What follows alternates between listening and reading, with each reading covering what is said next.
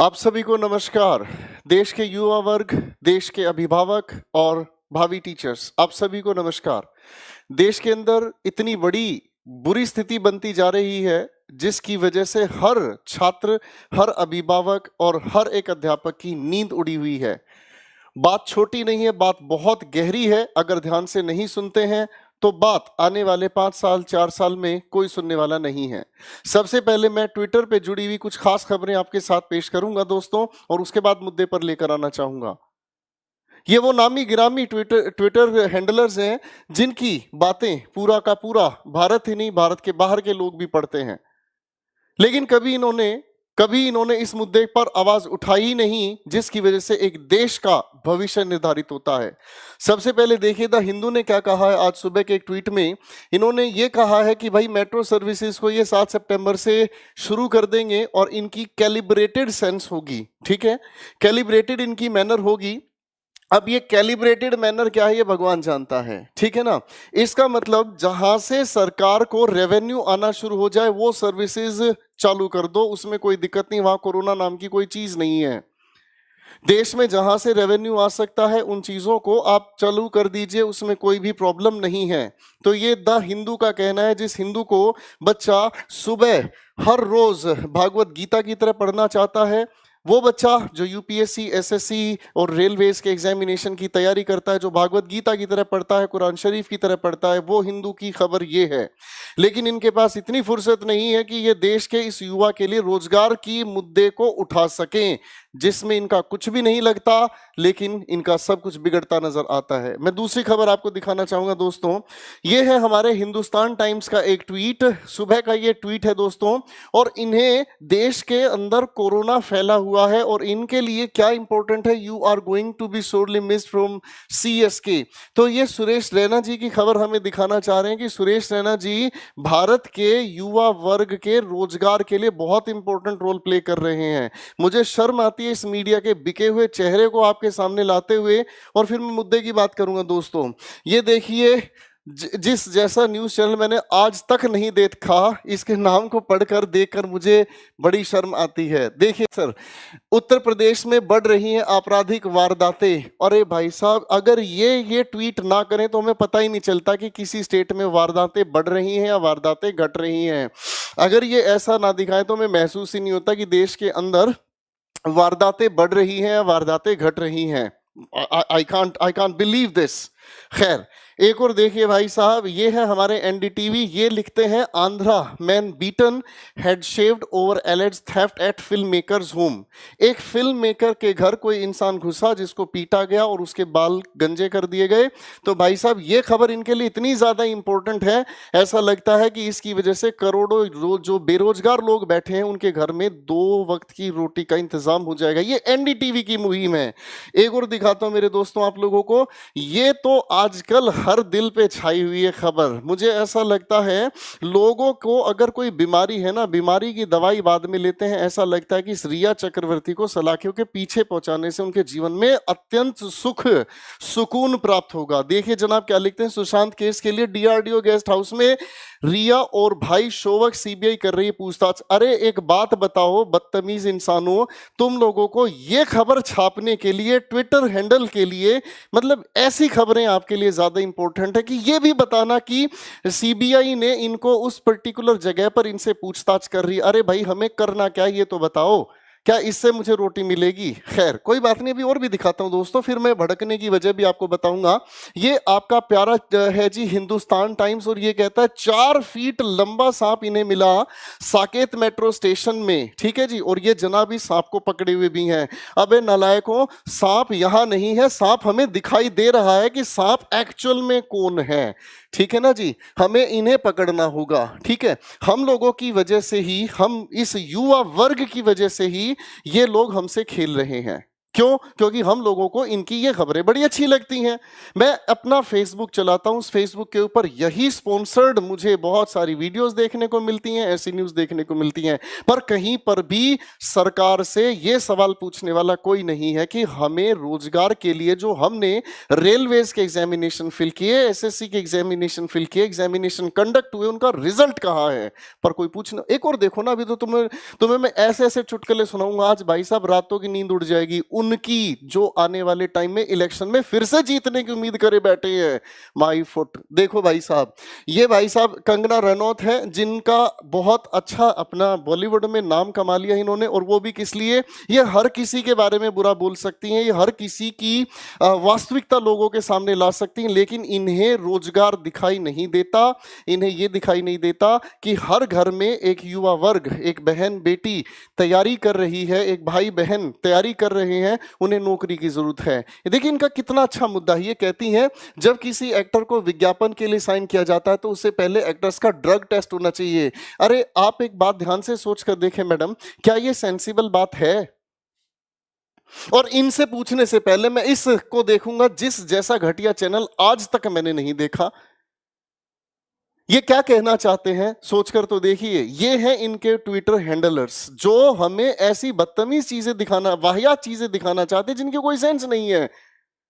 जब बात आती है देश के रोजगार पर तो बात उठती है मन की बात, वहां पर भी लेके चलूंगा, थोड़ा सा देखते रहिए, ठीक है जी। एक अगली बात आती है जी, देखो कितनी अच्छी है। ये ANI है, जो माना जाता है भारतवर्ष का एक बेहतरीन न्यूज एजेंसी है, ठीक है, बेहतरीन। क्योंकि आप देखेंगे जी, नरेंद्र मोदी जी अगर गुफा में भी घुसे हुए हैं तो सिर्फ एकमात्र यही फोटोग्राफर वहां पर मिलता है कि वो वहां अनुलोम विलोम कर रहे हैं और वो भगवान भोलेनाथ का जाप कर रहे हैं, तो ये वाला न्यूज चैनल हमेशा वहां पहुंचता है। लेकिन ये उन बच्चों के घर कभी नहीं पहुंचता जो बच्चे पेपर के रिजल्ट ना आने की वजह से सुसाइड करते हैं। ये कभी वहां नहीं पहुंचता, ये कभी वहां आवाज ही नहीं उठाता। लेकिन ये फर्जी ये यहां पहुंचता है कि Maharashtra actor Rhea Chakraborty and her brother Showik Chakraborty arrive at DRDO guest house. ये कोई न्यूज है क्या यार?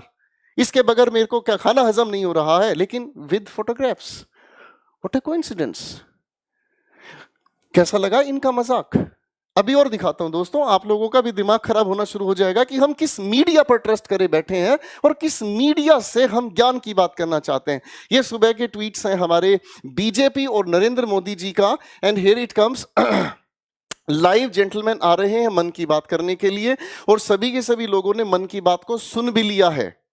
सभी के सभी लोगों ने मन की बात को सुन लिया है, जिसके अंदर मुद्दे उठाए गए हैं किस चीज के? खिलौने भारत में बनाए जाएंगे। अरे तुम लोगों ने यहाँ युवा वर्ग को खिलौना बना डाला है भाई, तुम इसको तो रोजगार दे लो यार। कौन खरीदेगा खिलौनों को? मैं मुद्दे पर आ रहा हूं, पहले आप ध्यान से देखो हमारी मीडिया किस हद तक गिर चुकी है और इस मीडिया ने क्या धज्जियां उड़ाई हैं इस युवा वर्ग की डिमांड्स की।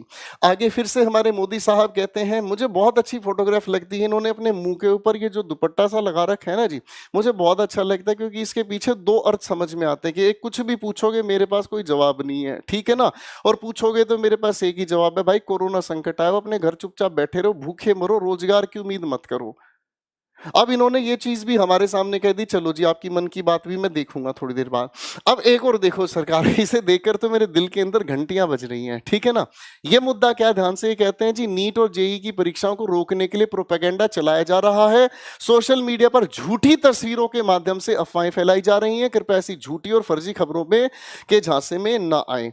देवी जी जो भी ये है, आई डोंट केयर, ये न्यूज इंडिया चैनल से हैं, मुझे इससे फर्क नहीं पड़ता ये क्या कहना चाह रही है। मुझे एक बात बताओ सर, आप नीट और जेईई के एग्जामिनेशन के लिए तो इतने इंपैरेटिव हैं कि वो एग्जामिनेशन होकर रहेगा। बच्चे यहां डिमांड कर रहे हैं, स्टेट लेवल के हमारे सीएम और वाइस सीएम ये तक आवाज लगा रहे हैं कि नहीं होने चाहिए एग्जामिनेशन। एक तरफ आप क्या कर रहे हैं सर, मेट्रो को खोल रहे हैं, हाँ या ना। एक तरफ अगर मैं घर से बाहर निकलता हूं तो मुझे कोरोना का संकट दिखाई नहीं देता है, और दूसरी तरफ मैं देखता हूं तो जब बात आती है रोजगार मांगने की, जब बात आती है एग्जामिनेशन कंडक्ट करने की, जब बात आती है रिजल्ट डिक्लेयर करने की, तब कहीं कोई चीज नहीं है। More than 800 days have passed, 800 से ज्यादा दिन बीत चुके हैं, अभी तक रिजल्ट डिक्लेयर नहीं हो लिया। रेलवेज के एग्जामिनेशन के लिए करोड़ों की संख्या में बच्चों ने फॉर्म्स फिल किए हैं, 500 के हिसाब से गुना करते हैं तो रेवेन्यू कितना जनरेट हुआ, शायद आप गणित जानते हैं सरकार। अब आपके दिमाग में दूसरा सवाल ये उठेगा, भैया तेरे को क्या दर्द है, तू तो टीचर है, शांत बैठना। जिनको दर्द होना चाहिए वो तो आराम से वेब सीरीज देख रहे हैं ना, वो आराम से पबजी खेल रहे हैं, तेरे को क्या दर्द है? दर्द है भाई, दर्द है भाई। उन बच्चों को पढ़ाया है, उन बच्चों को लाड प्यार से तैयार किया है, उन बच्चों को एक एक एग्जामिनेशन के लिए तैयार किया है, लेकिन एग्जामिनेशन ही नहीं हो रहे तो बच्चे क्या करेंगे? या तो वो अपने माँ बाप की तरफ देखेंगे या फिर ऐसे जैसे टीचर की तरफ देखेंगे कि ये टीचर मेरे लिए क्यों नहीं बोल रहा है।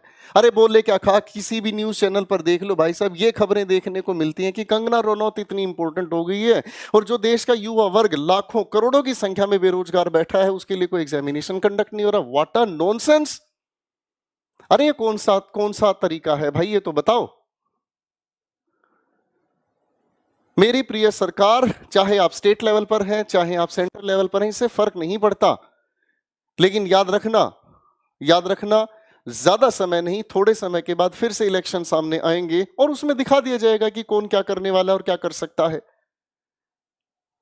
मेरी इस मीडिया से ये अपील है, मेरे इस छात्र वर्ग से ये अपील है, मेरे इस पेरेंट्स वर्ग से ये अपील है, मैं इन सभी के सभी टीचर समुदाय से एक छोटी सी रिक्वेस्ट कर रहा हूं, अगर किसी का किसी से मन मुटाव हो या किसी की किसी बात से आपस में नहीं बनती हो, डजंट मैटर, लेकिन अपने इस युवा वर्ग के लिए एक साथ एकजुट खड़े हो।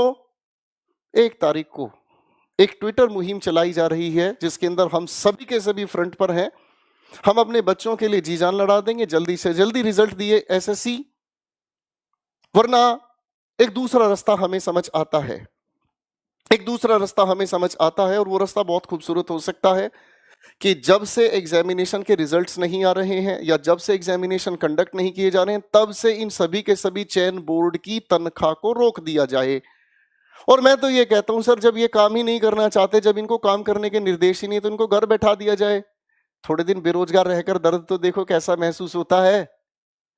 ये करोड़ों की संख्या में जो ये लोग यहाँ बेरोजगार बैठे हैं, जिस बच्चे ने अपने घर पर ग्रेजुएशन करके घर पर बैठ लिया है, उस माँ बाप को नहीं पता कि पेपर हो ही नहीं रहे, वो तो ये कहता है कब लगेगा तू नौकरी, कब खून खोलेगा तेरा, उसे पता ही नहीं चलता है। सरकार आपके लिए तो मजाक हो सकता है, और आपके ये पाले हुए ये जितने भी नमूने हैं सर, इनको देखकर हमें तो आज बड़ी शर्म आई। मैं सुबह से ट्विटर पर देख रहा हूं, शर्म आ रही है लगातार ये देखकर कि इस युवा वर्ग के लिए कहीं किसी भी मीडिया चैनल पर कहीं कोई आवाज नहीं है। और देखते हैं तो फिर वो रसोड़े में कौन था, व्हाट अ नॉनसेंस। तुम किस चीज की बात कर रहे हो यार, रसोड़े में कौन था? एक टीवी सीरियल के किसी एक पर्टिकुलर क्लिप को उठाकर आपने उसका ऐसा मजाक उड़ा दिया कि लोग उसे देखकर खिलखिला रहे हैं, लेकिन हकीकत में जैसे ही वो टीवी, जैसे ही वो यूट्यूब, जैसे ही वो मोबाइल बंद होता है, पेट की भूख इंसान के सीने को फाड़कर हकीकत से मिला देती है। जब तक 2 रुपए का रोजगार मेरे पास नहीं है तब तक मेरा जीवन चल ही नहीं सकता। मैं आप सभी से एक छोटा सा अनुरोध करूंगा कि भैया 1 तारीख को 11 बजे हम ट्विटर पर मुहिम चला रहे हैं, या तो इस सरकार को जगा देंगे, नहीं तो सरकार को पूरी तरह से बेहोश कर देंगे। जितने भी यूट्यूब पर चैनल्स हैं, आज तक इन एनडीटीवी, जितने भी ये फर्जीवाड़ा चला रहे हैं ना सर, जो ये फर्जी हमारे सामने न्यूज दिखाने, मुझे का मतलब इस युवा वर्ग को किसी भी न्यूज से कोई लेना देना नहीं है। मुझे इनसे कोई लेना देना नहीं है आईपीएल में क्या हो रहा है क्या नहीं हो रहा है। मेरी रोटी नहीं चलती भाई इनसे, मेरी रोटी चलती है मेरे रोजगार से।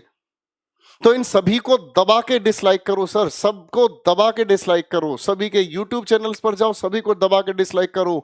और जितने भी ये जो भी फर्जीवाड़े चल रहे हैं ना मेरे भाइयों, इन सभी के जाकर नीचे ट्विटर पर और लिखो वही कि speak for railways and SSC exams, कि हमारे लिए आवाज उठाओ, हमें इन फर्जी अखबारों की, इन फर्जी न्यूज से कोई लेना देना नहीं है। वरना फिर दूसरा रास्ता हमारे पास बहुत अच्छा है कि हर एक चयन बोर्ड की तनख्वाह को रोक दिया जाए और छटनी कर दी जाए। इनमें से जितना जल्दी हो इनमें रिट्रेंचमेंट किया जाए, इनमें से छटनी की जाए कि जो काम नहीं करना चाहते उन्हें तुरंत घर पर भेज दिया जाए और उनके लिए नए ऐसे काबिल अफसरों को बैठाया जाए जो एक निर्धारित समय पर एग्जामिनेशन ले सकें। देखिए जनाब, हम जानते हैं कोरोना संकट कहां तक है और कहां तक नहीं है। घर से बाहर हम भी निकलते हैं, हमें भी घर से बाहर निकलकर अपने 2 काम करने होते हैं। तो सर ये जब आप यहां लिख रहे हैं ना कि कैलिब्रेटेड सेंस में आपकी मेट्रो चलेगी तो हमें ये चीज बहुत अच्छे से समझ आती है कि आप अपना रेवेन्यू जनरेट करने के लिए तो सारी चीज सुविधाएं खोलते जा रहे हैं, लेकिन जहां रोजगार देने की बात आती है वहां ये बातें फर्जी लगती हैं सर, दिल में दर्द होता है। हमारा बच्चा, हर एक स्टेट में आप जाकर देखो, कहीं बाढ़ आई हुई है, कहीं परिस्थितियां खराब हुई हुई है। सर हम क्या करें? क्या स्टेट लेवल की बाढ़ आना स्वाभाविक है? हर साल बाढ़ आती है, आप तो एक ही स्टेटमेंट देते हैं, पिछले साल भी बाढ़ आई थी, उससे पिछले साल भी बाढ़ आई थी। तो एक काम क्यों ना किया जाए कि अगर बाढ़ वहां पर आती है तो वहां के चीफ मिनिस्टर को पकड़कर गला एक बार पूछ तो लिया जाए कि भाई तूने किया क्या। ठीक इसी तरीके से एसएससी के चेयरमैन से पूछ तो लिया जाए कि तुमने किया क्या। अभी तक तो एसएससी का रिजल्ट डिक्लेयर नहीं कर पाए, यहाँ बच्चे बैठे बैठे बेरोजगार होते जा रहे हैं, बैठे बैठे उम्र निकलती जा रही है, वो किसी और फॉर्म को फिल ही नहीं कर पाते। ये वही बात हो रही है कि तुम्हें मिलेगा लेकिन अभी नहीं, कुछ समय इंतजार करो, तब तक वो भूखा मरे। देश के युवाओं से एक हाथ जोड़कर अनुरोध है, सभी शिक्षक वर्ग से हाथ जोड़कर अनुरोध है, कृपया इस ट्विटर की मुहिम में जुड़े,